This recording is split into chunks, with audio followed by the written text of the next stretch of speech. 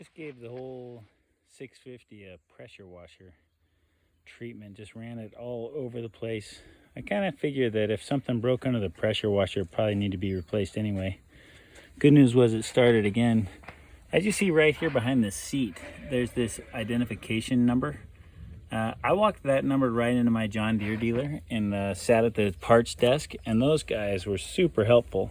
First thing I wanted to do is change all the fluids. And so I'm going to change the oil, which is 2.5 quarts of oil go back into this since it's such a small engine. And then all the hydraulic fluid right here, there's a drain plug right there that I'm going to pull. And then those 3 bolts that are around the sides, there's a screen in there that needs to be cleaned out. And then you follow that up by over here replacing that filter for the hydraulic fluid. So that's what I'm going to do next.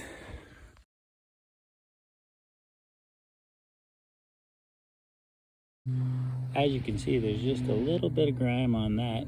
The oil looked pretty clean, but I did just put a couple gallons of oil in it to see if the hydraulics even worked. So I expected the oil to be fairly clean. But I'm pleased with the shape that this is in. I'm just going to clean it off with some solvent and I can put it right back in. 2 things I was pleased to see. One, that the filter looks pretty clean. No big chunks of metal or anything in it. The other thing is that there's just a small O-ring up here that goes into that little sleeve. I was happy because it didn't have a gasket kit or whatever, and the O-ring looks like it's in great shape. So I should be able to just put that back together without any new parts. Alright, so this portion is back together. I don't know if you can see or not, but I had to remove this to get the filter out of the middle. When you put the filter back in, the small side goes on the inside, and you got to hold it and manipulate it until you get it to slide in the appropriate spot.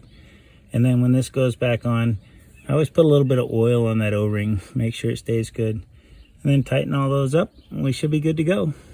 Next, we'll switch the oil filter over here. Before we get to that filter for the hydraulics, you do need to take note that there is one low spot back here on the gearbox that has a plug that you need to pull. That middle bolt back there is going to finish draining the oil out of the back of that gearbox.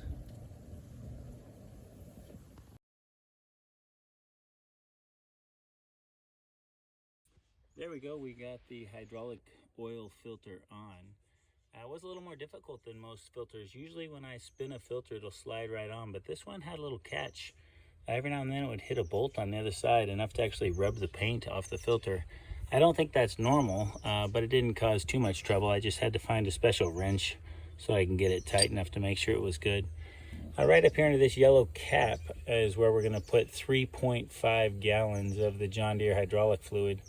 It just needs to be hydraulic fluid that's rated to the J20C standard, and then we should be ready to use that again.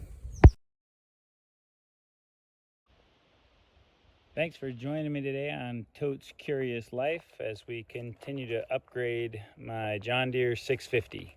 The hydraulics fluid's changed and we're ready to roll.